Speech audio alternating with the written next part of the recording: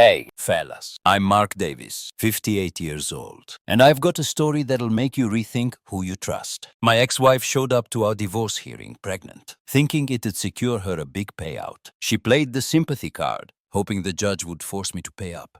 Prenup be damned. But she didn't know I was 3 steps ahead. And one question from the judge made her whole plan fall apart. Stick around to hear how I watched her dig her own grave in real time. Hit that like button if you've been betrayed by someone you loved. And let's dive in. Drop your city in the comments. I'd love to know where you're watching from. I met Jessica in 2005 at a bar in Seattle. I was at running a small construction business. Steady and no nonsense. Jessica was 35, a part-time real estate agent with a knack for drama. She could charm anyone. But I saw through her early on. We married in 2007, and I insisted on a prenup.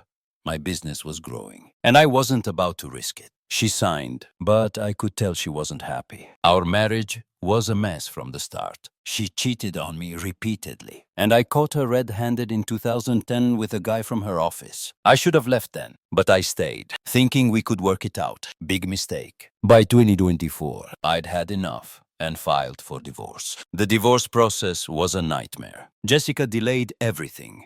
Tantrums, nonsense fillings, anything to waste my time. If she'd put half that effort into our marriage, we might not have ended up here. But when she walked into that hearing in March 2025, pregnant, I almost laughed. Not because I thought the kid was mine, I knew it wasn't, but because I could see her plan. She thought the judge would see a poor, vulnerable, pregnant woman and force me to pay up, ignoring the prenup. She was banking on sympathy. Your Honor, I have a baby on the way, and I've been left with nothing. I could already hear her speech, complete with side glances to make me squirm. Too bad for her, I don't play dumb. And I don't lose. Jessica walked into that courtroom smug, one hand on her belly, the other brushing her hair back, like she wasn't about to commit fraud. She even sighed dramatically as she sat down, playing the exhausted victim. I didn't react. I didn't need to. I was ready, and so was my lawyer, Ethan. Ethan was a shark in a suit, the kind of guy who'd smile while dismantling you with the law. Jessica had gone through 3 lawyers during the divorce, and the one she had now was a newbie, probably desperate for a win. I almost felt bad for him. Almost. The hearing began, and Jessica's lawyer launched into a sob story. Your Honor, my client is pregnant, unemployed, and struggling due to this drawn-out divorce. Jessica sniffled on cue, but I didn't blink. Ethan waited, letting the theatrics play out, then stood up, calm and controlled. Your Honor, while we sympathize with Missy Parker's situation, we must clarify something. Who is the father of this child?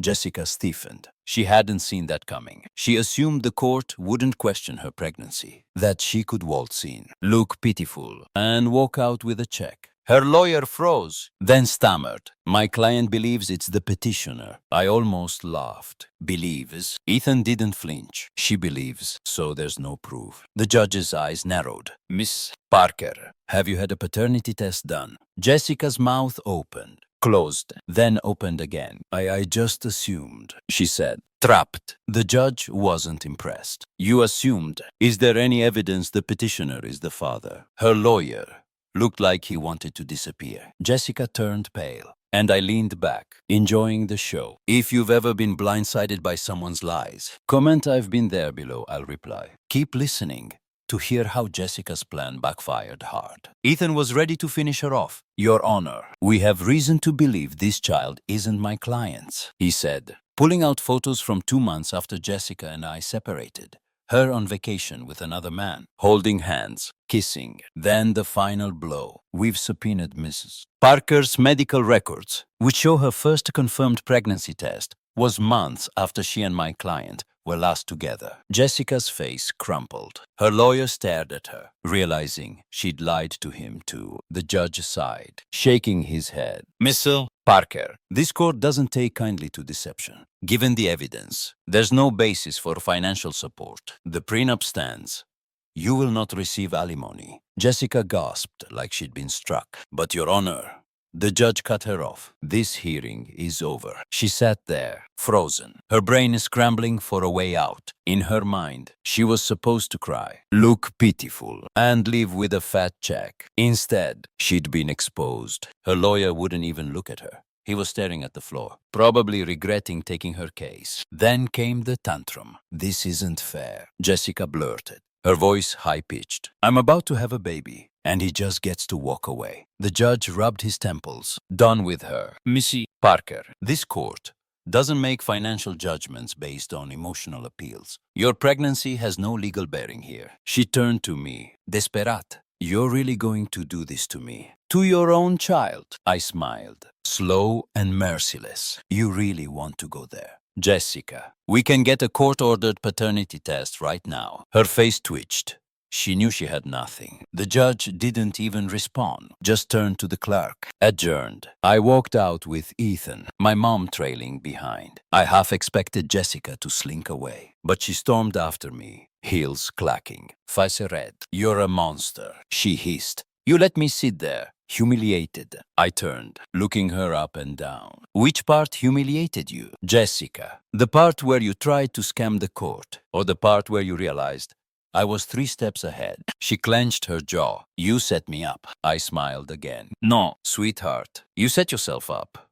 I just let you walk into it. She turned to my mom, trying one last card. Are you okay with this? With what he did to me? Mom crossed her arms. I'm not okay with what you did to him. You fooled us once, never again. Jessica's lip quivered. Then she exploded. I hope you rot. She spat, stepping toward me, like she wanted to claw my face. A stern voice cut in. Mr. Parker. 2 court officers stepped into the hallway. Come with us. The judge has recommended an inquiry into potential perjury and fraud. Her eyes went wide. Wait, no, that's not.